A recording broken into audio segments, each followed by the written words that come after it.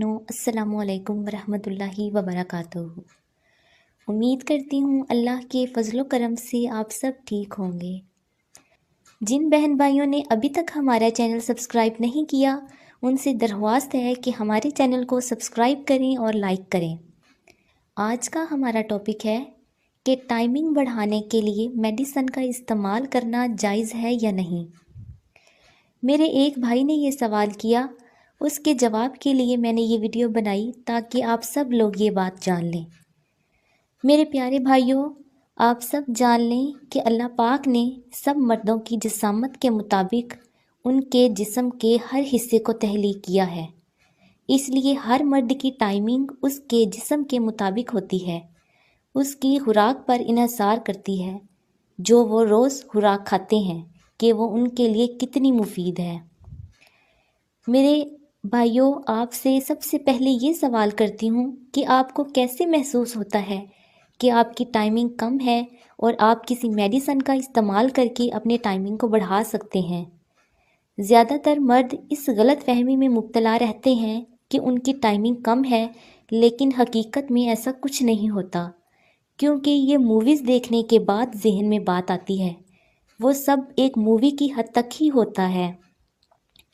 और अगर आप टाइमिंग बढ़ाने के लिए एलोपैथिक की मेडिसिन यूज़ करते हैं, जैसे कि वैगरा, तो वो आपके लिए बहुत से नुकसानात पैदा कर सकती है, जो आज मैं आपको बताती हूँ।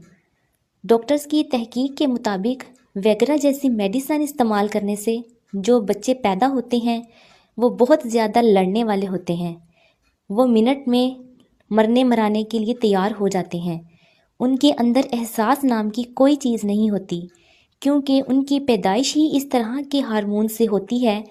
कि दूसरा नुकसान ये है कि आपकी किडनी को फेल करती है। इसका बार बार इस्तेमाल आपकी किडनी को डैमेज कर सकता है।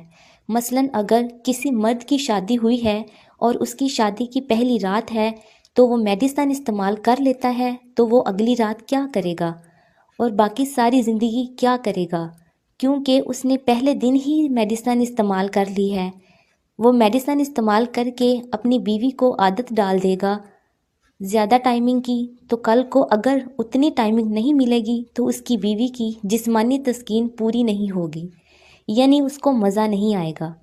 जब उसे मज़ा ही नहीं आएगा तो वो अपने मर्द से बदज़न होकर बाहर किसी मर्द की तरफ मतवज्जो होगी, मेरे नज़दीक, जो कि सबसे बड़ा नुकसान है। लिहाजा आप इस तरह की कोई मेडिसिन का इस्तेमाल ना करें। जो कुदरती टाइमिंग है उस पे ही मुतमिन रहें। लेकिन अगर कोई शख्स बीमार है तो वो अपना इलाज करवाए, ना कि ऐसी मेडिसिन का इस्तेमाल करे जो वक्ती तौर पर उसकी टाइमिंग बढ़ाए। इनका कोई फ़ायदा नहीं, और इस्लाम भी हर उस चीज़ से रोकता है जो इंसान के लिए नुकसानदेह होती है। ये थी आज की हमारी वीडियो। अगर आप लोगों को हमारी वीडियो पसंद आई हो तो हमारे चैनल को सब्सक्राइब करें और मज़ीद इस तरह की वीडियो देखने के लिए बेल के निशान को प्रेस करें।